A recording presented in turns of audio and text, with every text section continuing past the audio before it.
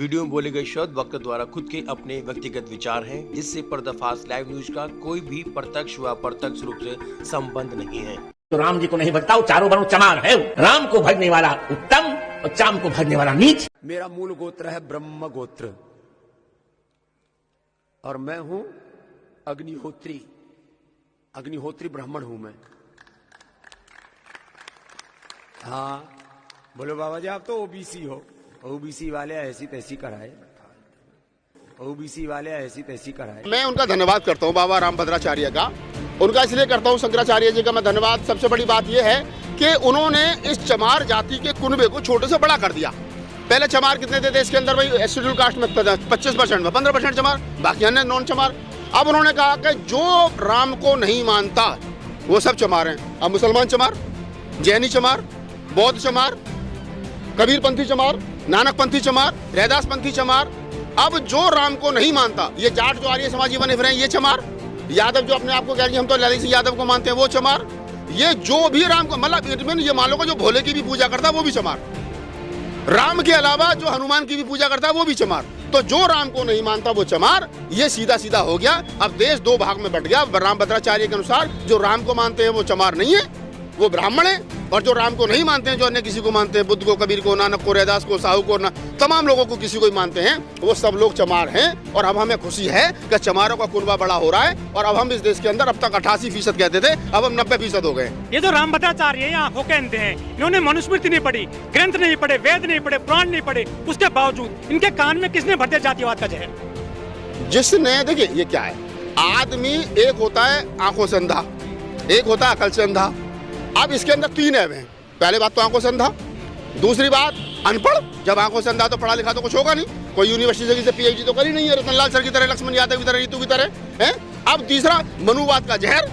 तो ये जो सारा सिस्टम है, इस सारे सिस्टम में का उसके दिमाग में जो जहर है वो समय समय पर उगलता रहता है। पिछले दिनों उसने कहा था मरे मुलायम काशीराम बोलो भैया जय श्री राम। उससे पहले उसने कहा था कि मोदी जी को नहीं पता कि बुद्ध ने इस देश में कितना, हिंदू धर्म का कितना नुकसान कर दिया है। बुद्ध, मोदी जी विदेश में जाकर के कहते हैं कि बुद्धा की धरती से आए हूँ। तो ये सच्चाई है, वो उसके दिमाग में जो जहर है उसको समय समय पर वो निकालता रहता है। और ये कोई बड़ी बात नहीं। मोदी जी इनके चरणों में आते हैं, दरबार में आते हैं, सर झुकाते हैं। सर देखिए, वर्तमान समय में मोदी जी तुम्हारे भी चरणों में आ जाएंगे, मेरे भी चरणों में आ जाएंगे। मैं अपने वाला काम छोड़ करके एक बड़े से मंदिर का मठाधीश बन जाऊं और मेरे यहाँ 1000-2000 आदमी डेली आने लगे, राहुल नागपाल बाबा की जय हो, राहुल नागपाल मठाधीश फला फला मंदिर। तो मोदी जी को लगा कि यहाँ से 10,000 वोट मिल सकते हैं, तो वो मेरे भी पैरों में आ जाएंगे। ये सब वोटों की राजनीति है। आधे अधूरे मंदिर का मैं प्राण प्रतिष्ठा करना, चुनाव से पहले जब उनके शंकराचार्य सारे नाराज हैं, आप समझिए ना देश की राजनीति जा किधर रही है। आप इस पर विचार करिए। और मोदी जी जैसे लोगों को, योगी जी जैसे लोगों को, रामभद्राचार्य को, रामदेव को, ये जितने लोग हैं इनको ज्यादा सीरियस मत लिया करो। मैं हमेशा कहता हूँ। नागपाल जी, रामदेव ने बोल दिया कि मैं अग्निहोत्री ब्राह्मण हूँ, मैं कोई ओबीसी नहीं हूँ। ब्राह्मण बता दें खुद को। जाति बदल रहे हैं लोग, धर्म बदलते हैं। नहीं, पूरी बात बताओ ना। उसने सिर्फ इतना ही थोड़ी कहा है कि मैं अग्निहोत्री ब्राह्मण हूँ। उसने ये भी कहा है सलवारी बाबा ने कि मैं ओबीसी की ऐसी की तैसी। अब ओबीसी की ऐसी की तैसी का मतलब ये है कि माननीय प्रधानमंत्री जी जो अपने आप को ओबीसी होने का दम्भ भरते हैं, उनके कैबिनेट में जो 22-23 मंत्री हैं जो कहते हैं कि हमने 20-22 मंत्री ओबीसी समाज के बना रखे हैं। उन्होंने अभी हाल ही में जो मध्य प्रदेश में ओबीसी समाज का मुख्यमंत्री बनाया है, उन तमाम लोगों की ऐसी की तैसी। और मजे की बात यह है कि प्रधानमंत्री की ऐसी की तैसी। और मैं नहीं कह रहा हूँ, ये सलवारी बाबा कह रहा है। राजेंद्र पाल गौतम जैसे लोग कहते थे जाति छोड़ो समाज जोड़ो। अब बाबा रामदेव ने जाति छोड़ दी। बाबा रामदेव ने सोचा कि मैं हिंदू धर्म में रहूं या ना रहूं, मैं यादव रहूं ना रहूं। मजे की बात यह है कि बाबा रामदेव उर्फ सलवारी बाबा जो है वो ओबीसी समाज से आता है, और ओबीसी में क्या नाम है, यादव जाति से आता है। और तो यादव जाति की उसने कहा कि ओबीसी की ऐसी की तैसी। तो अब देखिए लक्ष्मण यादव की ऐसी की तैसी, अब देखिए कि सुनील यादव की ऐसी की तैसी, चंद्रभूषण यादव की ऐसी की तैसी, अखिलेश यादव की ऐसी की तैसी, लालू प्रसाद यादव की ऐसी तैसी, हमारे दिवंगत मुलायम सिंह यादव जी की ऐसी की तैसी, और हमारी भाभी जी जो है वो अखिलेश यादव जी, डिम्पल यादव, उनकी ऐसी की तैसी, पूरे यादव परिवार की ऐसी की तैसी है। अक्षय यादव, धर्मेंद्र यादव, रामगोपाल यादव, शिवपाल यादव, उधर लालू यादव, तेजस्वी यादव, धर्मेंद्र यादव, और बिहार के नए मुख्यमंत्री जो बने हैं वहाँ के अपना मध्य प्रदेश के मोहनलाल, उनकी सबकी ऐसी की तैसी। और ये कह कौन रहा है? कह रहा है यादव जाति का अपने आप को जो कह रहा है कि मैं अब अग्निहोत्री ब्राह्मण हूँ, मैं द्विवेदी ब्राह्मण हूँ, त्रिवेदी ब्राह्मण हूँ, चतुर्वेदी ब्राह्मण हूँ। वो 1.5 आंख वाला बाबा जो सलवारी बाबा ये कह रहा है कि ओबीसी समाज की ऐसी की तैसी। एक सवाल यह निकल करके ये आता है, बचपन में सुनते थे कि कुल्हाड़ी में लकड़ी का दस्ता ना होता तो लकड़ी को कटने का रास्ता ना होता। अगर इस देश का ओबीसी समाज अपने आप को समझ जाए कि वो ओबीसी है तो ओबीसी की हकमारी ना हो। लेकिन अगर आज ओबीसी समाज की हकमारी हो रही है, अगर दलित समाज की हकमारी हो रही है, तो उसके पीछे सबसे बड़ा जो कारण है ये ओबीसी समाज के अनपढ़, कुपढ़, गधे ऐसे जो घूम रहे हैं ना, इनकी वजह से हो रही है। ओबीसी समाज के आदमी सरकार की गोद में बैठ करके और ओबीसी समाज को गाली बक रहा हो, और 52% ओबीसी घर से निकल करके एक बार उसका घेराव तक नहीं कर पा रहा है। क्यों नहीं कर पा रहा भाई? क्या कारण है? एक बार बोल के दिखाता ना। नहीं, अब वो खुश होने के लिए कुछ भी बोल लो, लेकिन मैं तो ब्राह्मणों से भी सवाल कर रहा हूँ, अभी तो उनसे ही पूछ रहा हूँ मैं बाबा रामदेव से कि बाबा रामदेव जरा थोड़ा सा बताओ कि अगर तुम ब्राह्मण हो गए तो ब्राह्मण में गोत्र कौन सा है? भैया भतीजे तो तुम्हारे गांव में रहते हैं, महेंद्रगढ़ में, हरियाणा में, उनका गोत्र कौन सा है? उनके ब्याह शादी करवाओगे, कहाँ करवाओगे? कौन ब्राह्मण तुम्हें अपनी लड़की देगा? द्विवेदी देगा, त्रिवेदी देगा, चतुर्वेदी देगा, उपाध्याय देगा, मिश्रा देगा, पांडे देगा?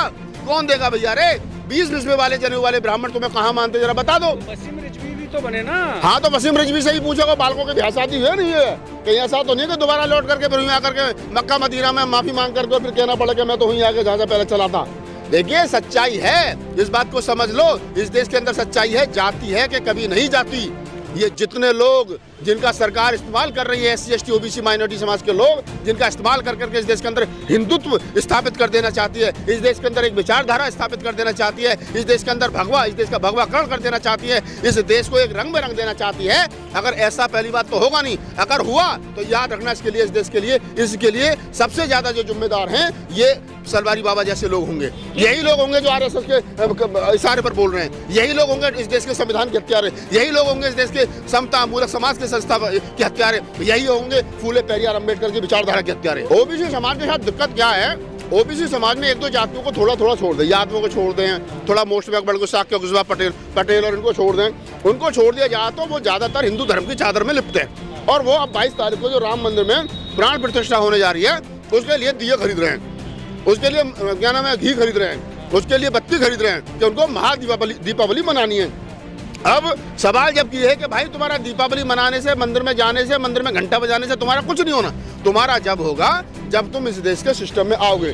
ओबीसी समाज को यही पता नहीं है। अब ये बेचारा हमारा जो पेट घुमा घुमा करके जिसने 1000-2000 करोड़ की प्रॉपर्टी इकट्ठा कर लिए, वही ओबीसी समाज को गाली बक रहा है। मतलब मजे की बात यह है कि एक यादव जाति में पैदा हुआ बाबा रामदेव, महेंद्रगढ़ का रहने वाला अनपढ़ आदमी, स्कूल की कभी शकल नहीं देखी, 10वीं कभी करी नहीं, वो आदमी इस बात को कह रहा है कि ओबीसी समाज की ऐसी की तैसी।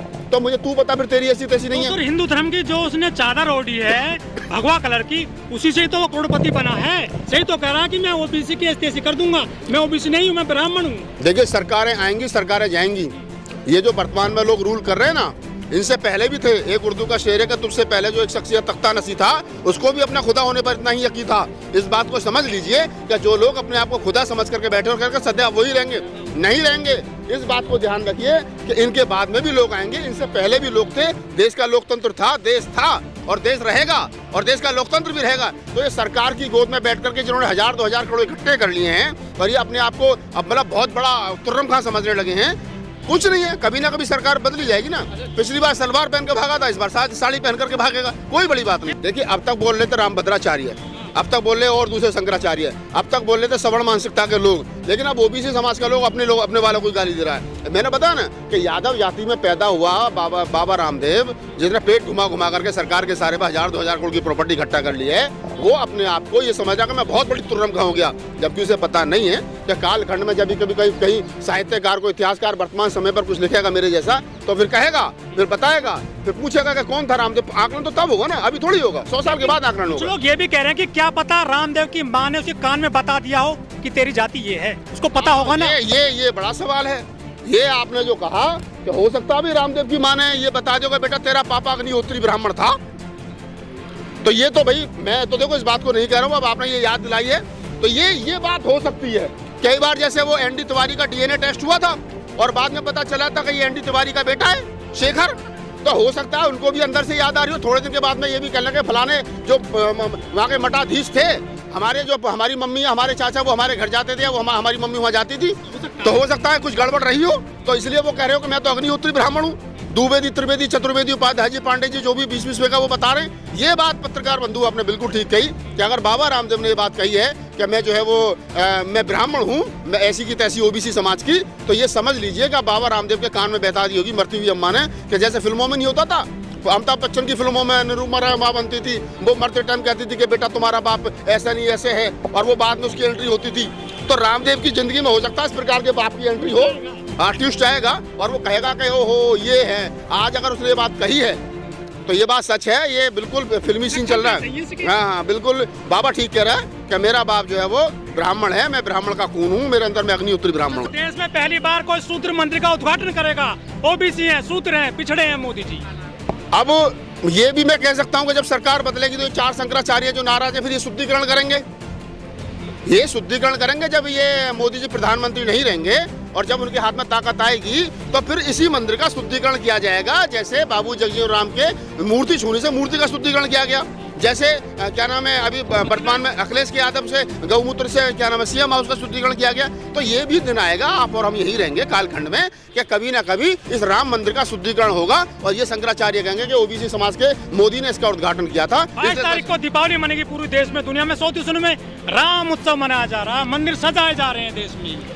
अच्छा, जब लोगों के पास कुछ काम धंधा नहीं है, मैं तो सरकार का धन्यवाद करता हूँ, कम से कम हर 6 महीने के बाद में कुछ ले आती है, कहते हैं कभी ये करो, और लोग भी इतने मूर्ख करने लग जाते हैं। कोरोना में थाली बजाओ, लाइट बंद करो, टॉर्च जलाओ, और मैं बहनों भाइयों ऐसा करो वैसा करो, और अब यह दिवाली मनाओ। अरे मोदी जी पत्नी को नहीं ला रहे हैं अनुष्ठान में। अरे मैं वही तो कह रहा हूँ, समस्या ये नहीं है, समस्या पत्रकार बंधु ये है, आप समझिए इस बात को। वर्तमान हालात में जिस जहाँ देश चल रहा है वो खतरनाक हालात बनते जा रहे हैं। लोगों को रोजी रोटी, अगर यही रामराज है तो फिर हमारे लिए रावण राज ज्यादा बेहतर, हमें रामराज नहीं चाहिए।